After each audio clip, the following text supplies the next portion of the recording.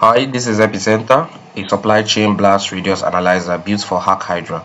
So the main reason I created Epicenter is because you can have a package log file that obviously contains hundreds of exact dependency versions.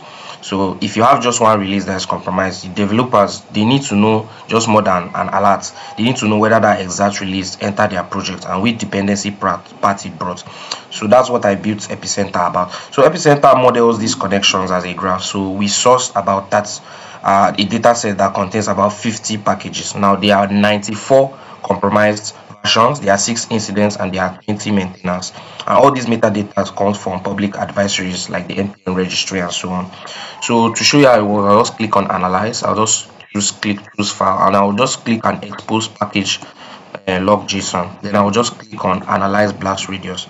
So when it's going to analyze, you see that there's exposure found in the resolve tree. So basically we can see two compromised versions over here. All these orange nodes, they represent the compromised version, and each result links back to a sourced incident. So Hydra's database, it makes use of algo ms path. So what it does is it reconstructs the dependency route up to at least 8 hops from the resolve project tree to compromise target. So this is why the hydra database matters for our project, because the exact versions, our directional dependencies, the incidents, the maintainers, they all remain connected and they are queryable instead of becoming separate search results. So it connects everything together basically.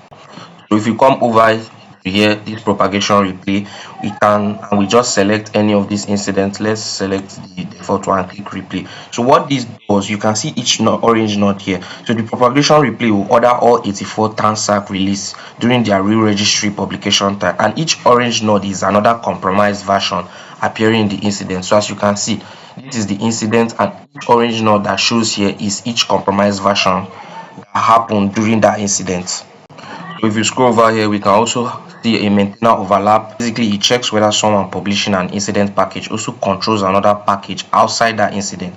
So this is zero. The zero is a valid result basically because Hydra's database has completed the traversal and found no additional shared packages in the curated graph. That's why we can see zero overlaps over here. We also have a typo squat watch. What this means is typo squat watch will check the campaign package name against a pinned list of at least 2,000 high impact npm names. So the spelling comparisons, everything were computed and they are stored in a graph relationship. So this request can only read the saved results, and as you can see, everything is clear over here. Let's analyze a save file. So I have already chosen a save log file over here. I'll just click analyze blast radius tracing it. So this tree is clear of the seeded set, no seeded compromise found.